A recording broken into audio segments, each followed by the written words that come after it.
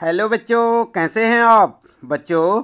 आज हम पढ़ेंगे क्लास 10th सामाजिक अध्ययन के अंतर्गत भारत और समकालीन विश्व विषय का 5वां अध्याय औद्योगिकरण का युग। हम आपको बताएंगे बच्चों इस पाठ से संबंधित प्रश्नों के उत्तर।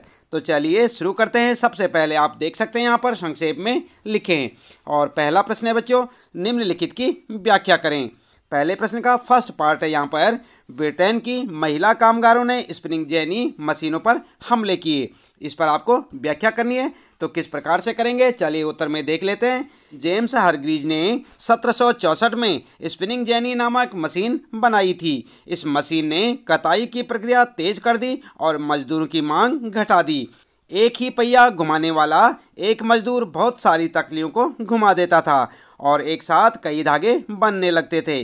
जब इन मशीनों का प्रयोग शुरू हुआ तो हाथ से ऊन काटने वाली औरतें इस तरह की मशीनों पर हमला करने लगी, क्योंकि इस मशीन की वजह से उनका काम छिन गया था। इस मशीन की वजह से शारीरिक श्रम की मांग घटने के कारण बहुत सी महिलाएं बेरोजगार हो गई थी। इसलिए उन्होंने स्पिनिंग जेनी के प्रयोग का विरोध किया। ठीक है, इस प्रकार से आप लिख सकते हैं बच्चों क पार्ट का आंसर। इसके बाद पहले प्रश्न का ख पार्ट है यहाँ पर, 17वीं शताब्दी में यूरोपीय शहरों के सौदागर गांवों में किसानों और कारीगरों से काम करवाने लगे। इस पर भी आपको व्याख्या करनी है, किस प्रकार से करनी है आइए देख लेते हैं। यहाँ पर उत्तर लिखेंगे और पॉइंट बनाकर लिखेंगे। नंबर 1, 17वीं शताब्दी में यूरोपीय शहरों के सौदागर गांवों की तरफ रुख करने लगे थे।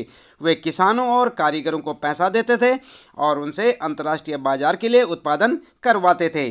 ठीक है, दूसरा पॉइंट लिखेंगे बच्चों, उस समय विश्व व्यापार के विस्तार और दुनिया के विभिन्न भागों में उपनिवेशों की स्थापना के कारण चीज़ों की मांगें बढ़ने लगी थी। इस मांग को पूरा करने के लिए केवल शहरों में रहते हुए उत्पादन नहीं बढ़ाया जा सकता था, इसलिए नए व्यापारी गांवों की तरफ जाने लगे।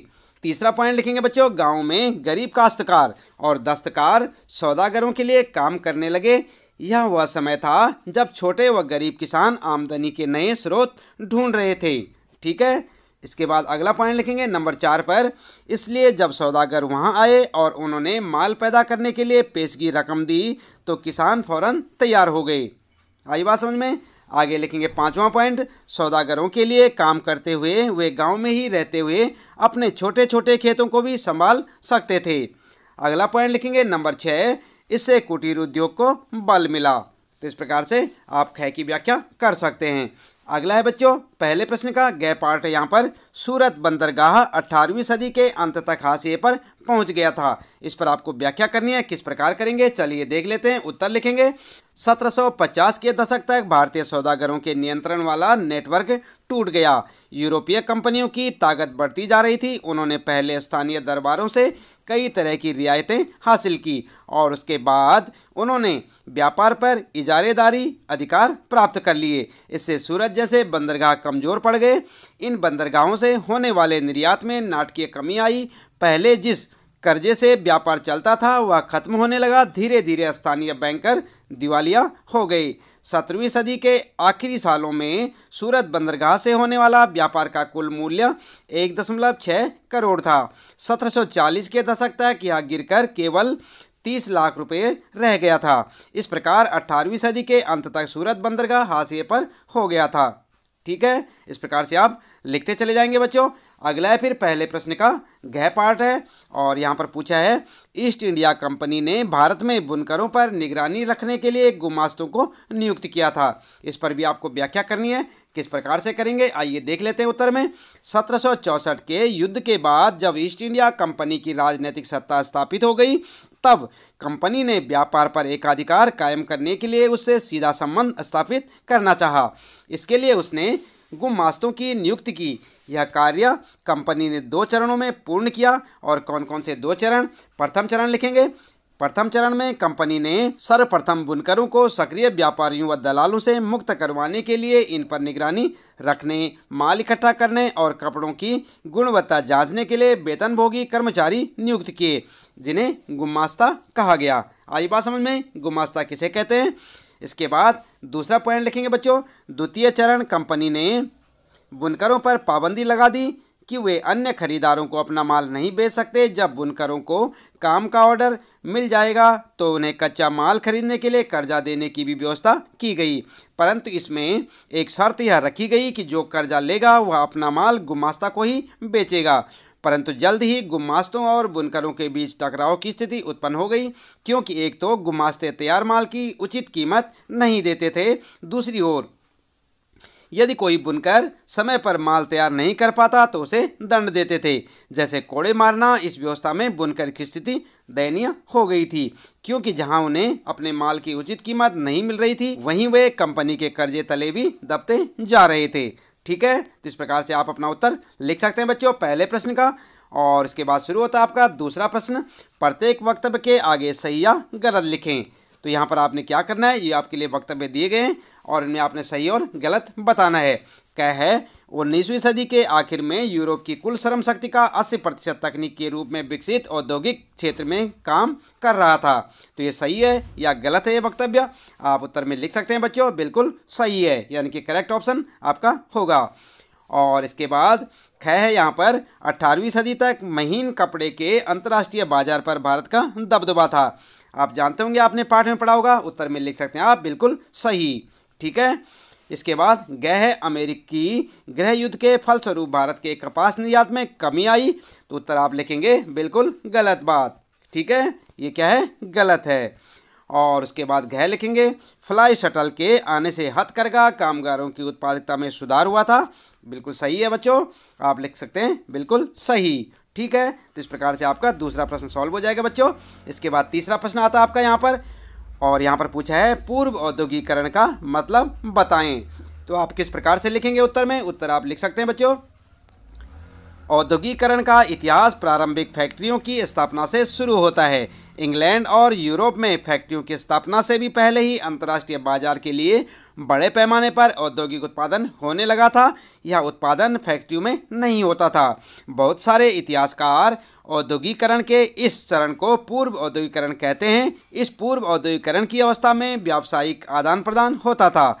इस पर सौदागरों का नियंत्रण था और चीज़ों का उत्पादन कारखानों की बजाय घरों पर होता था। उत्पादन के प्रत्येक चरण में प्रत्येक सौदागर 20-25 मजदूरों से काम करवाता था।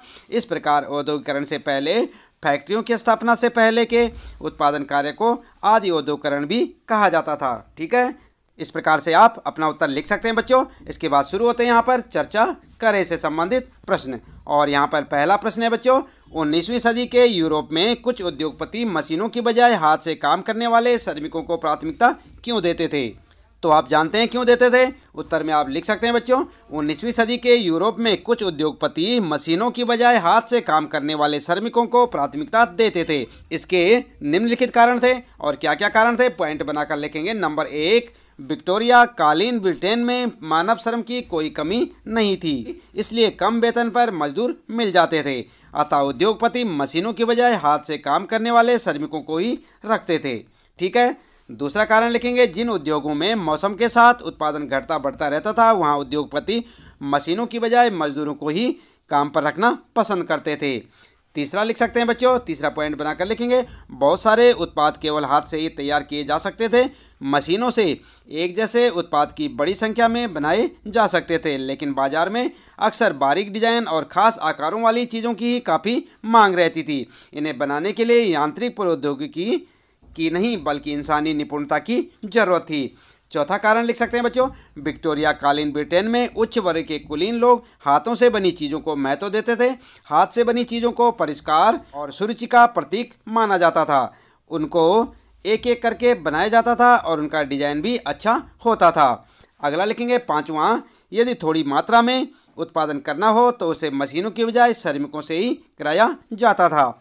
छठा पॉइंट लिखेंगे बच्चों, क्रिसमस के समय बाइंडरों और प्रिंटरों का कार्य मशीनों की बजाय मजदूरों की सहायता से अधिक अच्छी तरह से हो सकता था। अगला लिखेंगे सातवां, विक्टोरिया कालीन ब्रिटेन के उच्च वर्ग के कुलीन व पूंजीपति वर्ग के लोग हाथों से बनी वस्तुओं को अधिक महत्व देते थे, क्योंकि ये वस्तुएं सुरुचि और परिष्कार का प्रतीक थी। इनमें अच्छी फिनिशिंग यानी सफाई होती थी, इसमें डिजाइन की विविधता होती थी और इन्हें बड़ी मेहनत से बनाया जाता था। ठीक है, तो इस प्रकार से आप अपने इस प्रश्न का उत्तर लिख सकते हैं बच्चों। पहले प्रश्न का चर्चा करें में, और फिर होता है शुरू आपका दूसरा प्रश्न। और यहाँ पर पूछा है, ईस्ट इंडिया कंपनी ने भारतीय बुनकरों से सूती और रेशमी कपड़े की नियमित आपूर्ति सुनिश्चित करने के लिए क्या किया। तो आप जानते हैं क्या किया। उत्तर लिखेंगे, ईस्ट इंडिया कंपनी ने भारतीय बुनकरों से सूती और रेशमी कपड़े की नियमित आपूर्ति सुनिश्चित करने के लिए प्रबंध और नियंत्रण की एक नई व्यवस्था लागू की। यह काम निम्नलिखित तरीके से किया गया, और यहाँ पर पॉइंट बनाकर लिखेंगे। नंबर 1, कंपनी ने कपड़ा व्यापार में सक्रिय व्यापारियों और दलालों को खत्म करने और बुनकरों पर प्रत्यक्ष नियंत्रण स्थापित करने की कोशिश की। कंपनी ने बुनकरों पर निगरानी रखने, माल इकट्ठा करने और कपड़ों की गुणवत्ता जांचने के लिए वेतनभोगी कर्मचारी तैयार कर दिए, जिन्हें क्या कहा जाता था, आप जानते हैं, गुमास्ता कहा जाता था। ठीक है, दूसरा पॉइंट लिखेंगे, कंपनी का माल बेचने वाले बुनकरों को अन्य खरीदारों के साथ कारोबार करने पर पाबंदी लगा दी गई। इसके लिए उन्हें पेशगी रकम दी जाती थी। एक बार काम का ऑर्डर मिलने पर बुनकरों को कच्चा माल खरीदने के लिए कर्ज दे दिया जाता था। जो कर्ज लेते थे उन्हें अपना बनाया हुआ कपड़ा गुमास्ता को ही देना पड़ता था। उसे वे और किसी व्यापारी को नहीं बेच सकते थे। ये गुमास्ता बुनकरों के बीच नहीं रहते थे, इसलिए इनका बुनकरों से टकराव होने लगा। गुमास्ता दंभपूर्ण व्यवहार करते थे तथा माल समय पर तैयार न होने की स्थिति में बुनकरों को पीटा करते थे। अब बुनकर न तो मोल भाव कर सकते थे और न ही किसी और को माल बेच सकते थे। उन्हें कंपनी से जो कीमत मिलती थी वह बहुत कम थी, पर वे कर्जों की वजह से कंपनी से बंधे हुए थे। यहाँ पर क्या लिखेंगे आप, कर्जों। ठीक है, यहाँ पर लिखेंगे कर्जों की वजह से कंपनी से बंधे हुए थे। इसके बाद बच्चों तीसरा प्रश्न शुरू होता है। यहाँ पर कल्पना कीजिए कि आपको ब्रिटेन और कपास के इतिहास के बारे में विश्वकोश के लिए लिखने को कहा गया है। इस अध्याय में दी गई जानकारियों के आधार पर अपना लेख लिखिए। तो आप इस लेख को अपने हिसाब से लिख सकते हैं बच्चों, जैसे कि आप उत्तर में देख सकते हैं। खुद से आप इस लेख को लिखेंगे, और इसके लिए आपको कुछ पाठ में दी गई यहाँ पर जानकारियाँ दी गई हैं, उसके हिसाब से भी आप चाहे तो यहाँ से लिख सकते हैं। आप लिख सकते हैं, सबसे पहले लिखेंगे ब्रिटेन तथा कपास का इतिहास, और हेडिंग डालकर लिखेंगे पॉइंट बनाकर। नंबर 1, इंग्लैंड में औद्योगिकरण से पहले भी अंतर्राष्ट्रीय बाजार के लिए बड़े पैमाने पर औद्योगिक उत्पादन होने लगा था। ठीक है, दूसरा पॉइंट लिखेंगे बच्चों, यह उत्पादन फैक्ट्रियों में नहीं होता था। इसके बाद अगला पॉइंट है तीसरा आपके लिए, इस चरण को आदि औद्योगिकरण कहा जाता है। ठीक है, चौथा पॉइंट लिखेंगे, इंग्लैंड में सबसे पहले 1730 के दशक में कारखाने खुले, लेकिन उनकी संख्या में 18वीं सदी के अंत में तेजी से वृद्धि हुई। आई बात समझ में। अगला पॉइंट लिखेंगे पांचवा, कपास नए युग का प्रतीक था। 19वीं सदी के अंत में कपास के उत्पादन में भारी बढ़ोतरी हुई। अगला है छठा पॉइंट आपके लिए, 1760 में ब्रिटेन अपने कपास उद्योग की ज़रूरतों को पूरा करने के लिए 25 लाख पाउंड कच्चे कपास का आयात करता था। सातवां पॉइंट है बच्चों, 1787 में यह आयात बढ़कर 220 लाख पाउंड तक पहुंच गया। आठवां पॉइंट, यह वृद्धि उत्पादन की प्रक्रिया में बहुत सारे बदलावों का परिणाम था। नौवां पॉइंट लिखेंगे, 18वीं सदी में कई ऐसे आविष्कार हुए जिन्होंने उत्पादन प्रक्रिया के हर चरण की कुशलता बढ़ा दी। इसके बाद 10वां पॉइंट लिखेंगे, प्रति मजदूर उत्पादन बढ़ गया और पहले से ज़्यादा मजबूत धागों और रेशों का उत्पादन होने लगा। ठीक है, 11वां पॉइंट लिखेंगे, इसके बाद रिचर्ड आर्कराइट ने सूती कपड़ा मिल की रूपरेखा सामने रखी।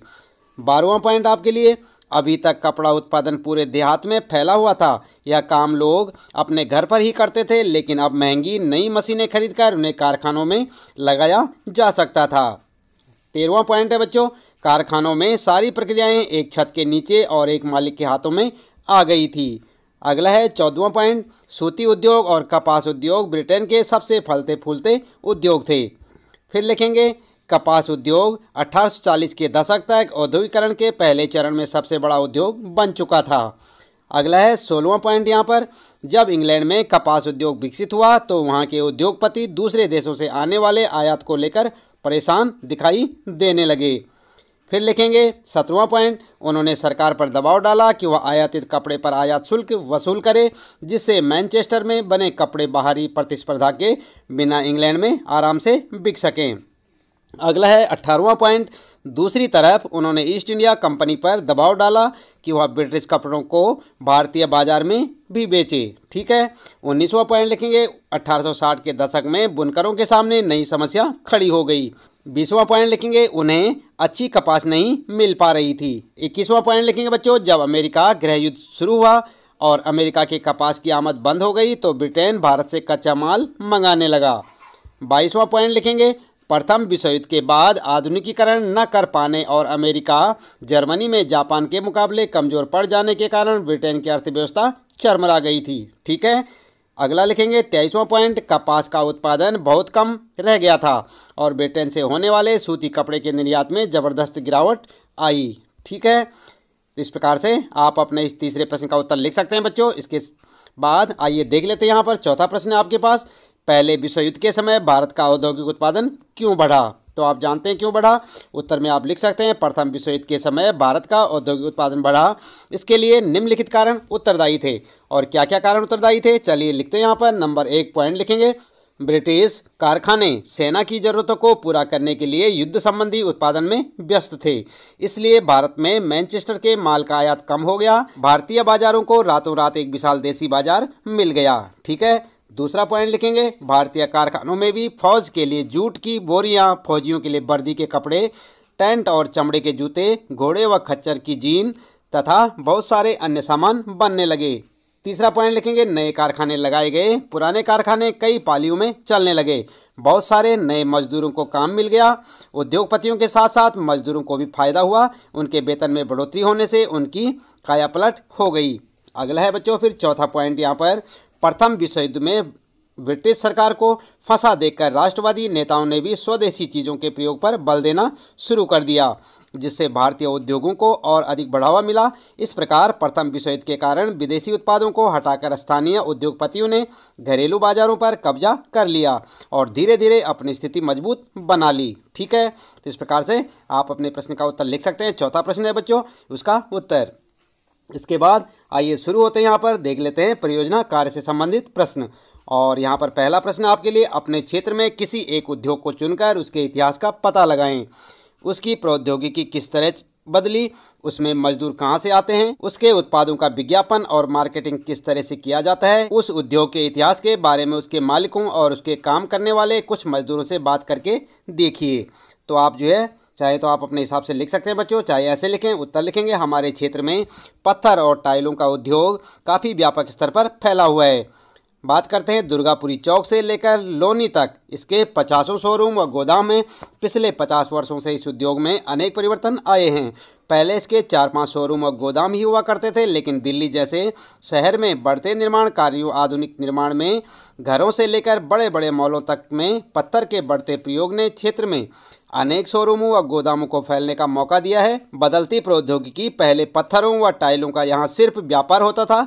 राजस्थान के कोटा, जोधपुर और उदयपुर से पत्थर यहाँ लाकर बेचे जाते थे, लेकिन बदलते फैशन में सिर्फ साधारण पत्थर के स्थान पर अब नक्काशीदार पत्थरों तथा पॉलिश किए गए पत्थरों की मांग ने यहाँ पत्थरों की कटाई, तराशी और पॉलिश की तकनीकी में बहुत परिवर्तन ला दिया है। मशीनों द्वारा यहाँ पत्थरों को विभिन्न आकारों व डिजाइनों में काटा व तराशा जाता है। राजस्थान से लाए गए पत्थरों को विदेशों से लाए गए पत्थरों के साथ मेल करके पत्थरों की डिजाइनदार टाइलें बनाई जाती हैं। दीवारों व ड्राइंग रूम के लिए पत्थरों को लकड़ी व प्लास्टिक के फ्रेमों में भी जोड़ा व जड़ा जाता है। इसके लिए कुशल कारीगर व आधुनिक उपकरणों का प्रयोग किया जाता है। इन गोदामों व शोरूमों पर 2 तरह के मजदूर होते हैं। एक तो वे जो सिर्फ पत्थरों की ढुलाई का काम करते हैं व दूसरे वो जो इसकी कटाई व गढ़ाई का काम करते हैं। ढुलाई की मजदूरी करने वाले मजदूर प्रायः बिहार, उड़ीसा, उत्तर प्रदेश से यहाँ आते हैं तथा पत्थरों की नक्काशी व पॉलिश व घिसाई कटाई करने वाले मजदूर राजस्थान व कटकी से यहाँ आते हैं। इस उद्योग के कुछ मालिकों व मजदूरों से बात करके पता चला कि यह उद्योग लगभग 50 से 60 वर्षों से चला आ रहा था। चूँकि यह जगह औद्योगिक क्षेत्र के रूप में घोषित नहीं है, इसलिए यहाँ के मालिक व मजदूर सरकारी उत्पीड़न के शिकार हैं तथा क्षेत्र में उद्योग के भविष्य को लेकर चिंतित हैं। इसके उत्पादों का विज्ञापन और मार्केटिंग के बारे में पूछने पर बताया कि उन्हें इसके लिए विशेष प्रयास व उपाय करने की ज़रूरत नहीं पड़ती। दिल्ली व उसके आसपास इस तरह की कुछ एक जगह ही हैं, जैसे मंगोलपुरी, कीर्तिनगर आदि तथा निर्माण कार्य में लगी कंपनियां, वे लोग स्वयं ही अच्छे पत्थरों व टाइलों की खोज में यहाँ स्वयं आते हैं तथा इस क्षेत्र में अच्छी क्वालिटी व कीमत कम होने के कारण इन्हें अपना ग्राहक बनाने में किसी तरह कोई दिक्कत नहीं होती। बस स्थानीय निकायों की सख्ती ने कुछ लोगों को अपने शोरूम व गोदामों को अन्यत्र स्थानांतरित करने के लिए मजबूर कर दिया है। 50 से 60 वर्षों से चल रहे इस उद्योग का भविष्य सरकार की नीतियों के ऊपर निर्भर करता है। ठीक है बच्चों, तो इस प्रकार से आप चाहे तो अपना उत्तर लिख सकते हैं बच्चों, और चाहे अपने हिसाब से भी आप लिख सकते हैं। अपने क्षेत्र के बारे में आपको जानकारी होगी, वहाँ से आप लिख सकते हैं। इसके साथ ही इस पाठ से संबंधित प्रश्नों के उत्तर यहाँ पर समाप्त होते हैं। उम्मीद है कि आपको अच्छे से समझ आए होंगे। मिलते हैं फिर अगली वीडियो में नए पाठ के कुछ नए प्रश्न उत्तरों के साथ।